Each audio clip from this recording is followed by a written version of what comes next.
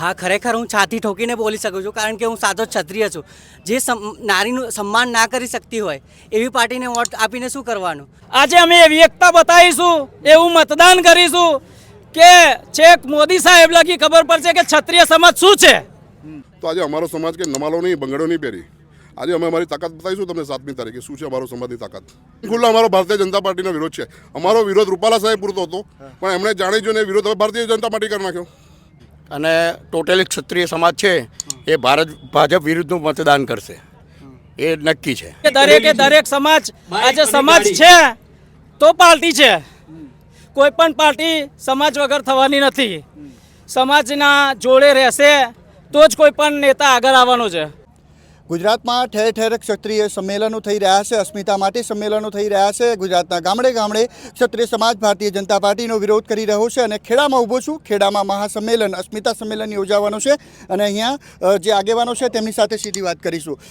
ક્ષત્રિય મહાસંમેલનો ગુજરાતમાં ઠેર ઠેર થઈ રહ્યા છે, શું ફાયદો થશે મહાસંમેલનથી? સર, ફાયદો શું થશે એ અમારો વિષય નથી. અમારો વિષય ખાલી એક રૂપાલા સાહેબની ટિકિટ કપાવવા માટેનો હતો. પણ આપણે તમે જુઓ કે સરકારે આજે અમારી સામે કોઈ નમતું ના જોયું. હમણાં મોદી સાહેબ આવીને ગયા, એના પહેલાં અમિત શાહ સાહેબ આવીને ગયા. આજે ખેડા ગુજરાતની વાત કરું, 70% વસ્તી ધરાવતો અમારો સમાજ છે.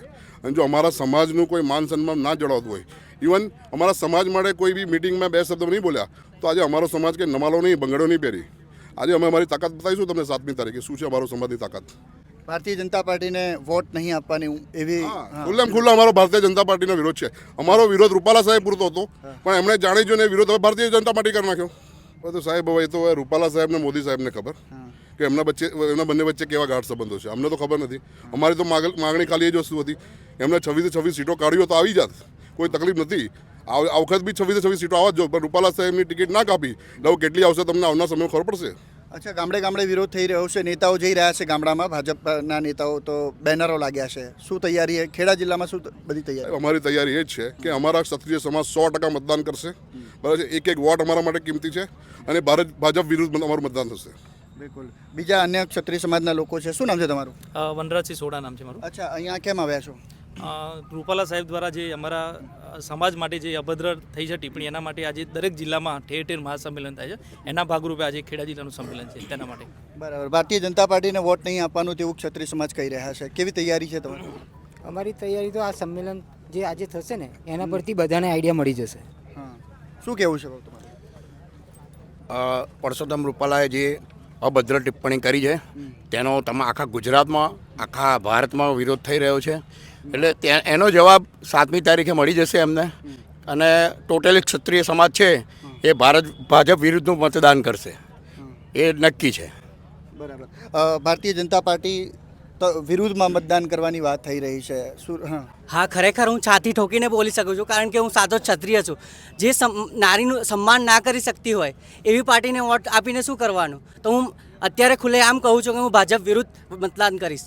મારા સમાજને માત્ર એવું કહેવાનું કે જ્યારે બી આપણે આવી એકતા જાળવી રાખીશું તો કોઈ પણ આવો આગળ જતાં કોઈ પણ નેતા આવી અભદ્ર ટિપ્પણી આપણા સમાજ માટે કરતાં પહેલાં 100 વાર વિચારશે કે આવા સમાજ માટે અભદ્ર ટિપ્પણી કરાય કે નહીં. તો મારા સમાજને બીજો એક સંદેશ છે કે આવી એકતા જાળવી રાખજો, જે આગળ જતાં આપણને ખૂબ જ મદદરૂપ થશે. સમાજ જો ભારતીય જનતા પાર્ટી બાજુ ના જાય તો પછી કયા પક્ષ તરફ જશે? બધું બધાને ખબર કે ભારતીય જનતા પાર્ટીની સામે વિરોધ પક્ષમાં કોણ છે, પણ ત્યાં બી અમારો ભાઈ જ ઊભો છે. અમે એમને વોટ આપીશું.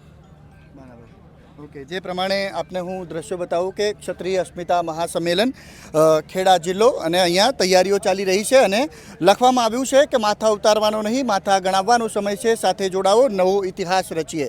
જે પ્રમાણે અત્યારે તૈયારી ચાલી રહી છે અને અમે અહીંયા આવ્યા છીએ. ક્ષત્રિય સમાજના જે લોકો છે જે ધીરે ધીરે સભાની અંદર આવી રહ્યા છે અને બધા જ લોકો કહી રહ્યા છે કે અમે હવે આવનારા સમયમાં ભારતીય જનતા પાર્ટીના વિરોધમાં મતદાન કરીએ. દરેક સમાજ આજે સમાજ છે તો પાર્ટી છે. કોઈ પણ પાર્ટી સમાજ વગર થવાની નથી. સમાજના જોડે રહેશે તો જ કોઈ પણ નેતા આગળ આવવાનો છે. આજે અમે મોટા પ્રમાણમાં અહીંયા એકઠા થયા છે. દરેક ક્ષત્રિય સમાજના દરેક ભાઈને મારી વિનંતી છે કે અમે એવું મતદાન કરીએ કે વિરોધ પક્ષને ખબર પડે કે ક્ષત્રિય શું છે, ક્ષત્રિય એકતા શું છે. આજે બતાવવાની જરૂર છે ભાઈઓ કે ક્ષત્રિય શું છે એમ.